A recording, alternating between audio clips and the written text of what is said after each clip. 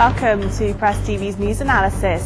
So with me, Nargis Moballeri, coming to you from the Iranian capital, Tehran. In a moment, we'll be discussing Viva Palestina, and a little later, the latest in British politics.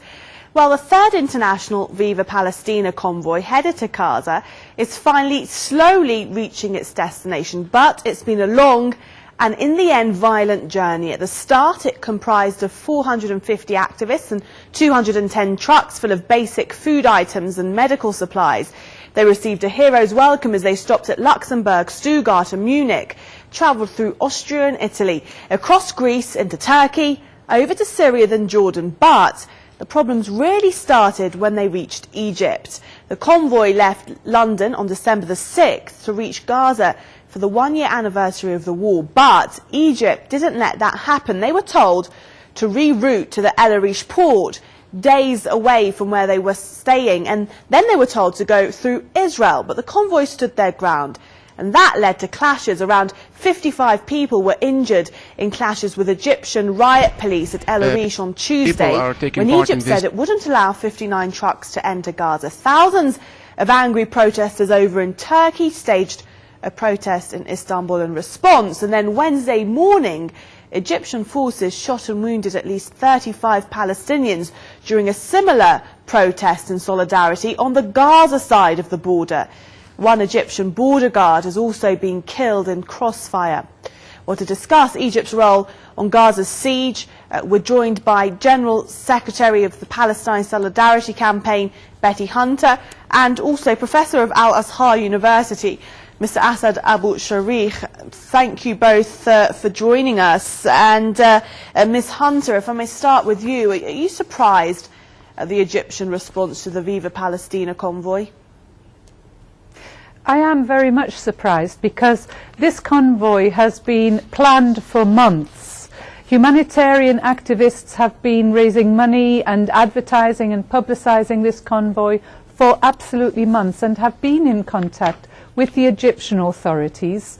And really, I just cannot believe that the activists on that convoy would have wanted any violence or provoked any violence. For 4 weeks they have given up their time, as well as all the months before, raising the money, the vital medical aid. They simply want to get that to the Gazan people to show their support and solidarity. Yeah, well, many thought, Mr. Abu Sharikh, that last year's Gaza war would have changed the situation for this Viva Palestina convoy, but we've only seen a crackdown that Viva Palestina has actually never witnessed before in Egypt. Why do you think that we saw this kind of reaction this time round?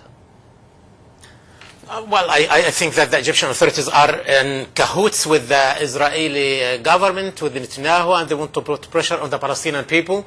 And there is actually pressure on the Egyptians from the Americans in order to escalate the siege against the Palestinian people, so that to force the Palestinians accept or surrender or succumb to what they want to impose on the Palestinian people.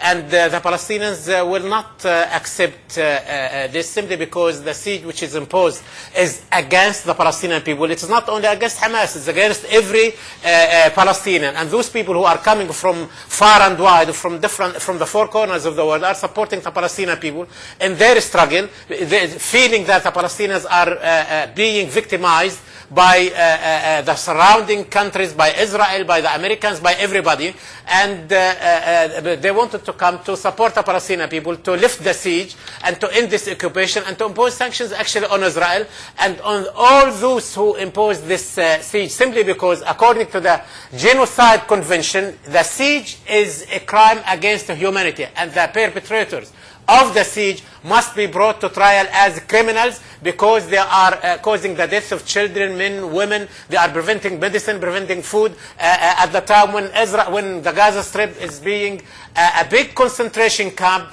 being surrounded by enemies, whether it is the sea or Israel, or unfortunately the Egyptian regime, or international community. Okay, well, look, on the other hand, Ms. Hunter, we have the Egyptian government, and they've said on the situation that it is Egypt that has the right to determine through which port the aid convoys to Gaza can arrive, and it has the right to request cooperation from the activists, which it's saying over the last week or 10 days or so, it simply hasn't had that cooperation. Well, these discussions have been going on with the Egyptian authorities before the convoy left and throughout the convoy. In fact, we had parliamentarians here in London visit the embassy last Tuesday, specifically with a request to allow the convoy to proceed from Aqaba to Egypt. That was denied, and in negotiations the convoy leaders agreed that they would go back to Syria and from there to Al Arish, provided there was a guarantee that they would have safe passage from Al Arish into Gaza. And yet, when they went to enormous expense, more delay, they had to fly from Syria, the vehicles had to be shipped from Syria, a few days delay, and then when they arrive in Al Arish, they start negotiations again, then are abandoned, and 2,000 riot police appear.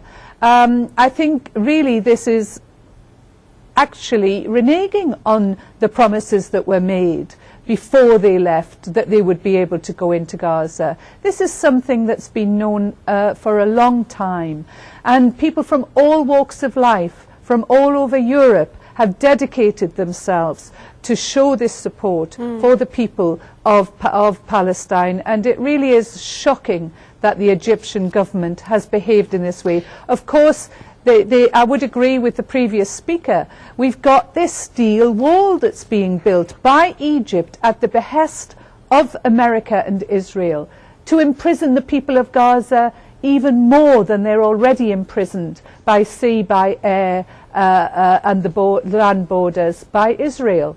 Of course, Egypt has sovereignty, but one would have expected them to act with honour and, in fact, to support their neighbouring people in Gaza and help them, since they know that this siege is illegal.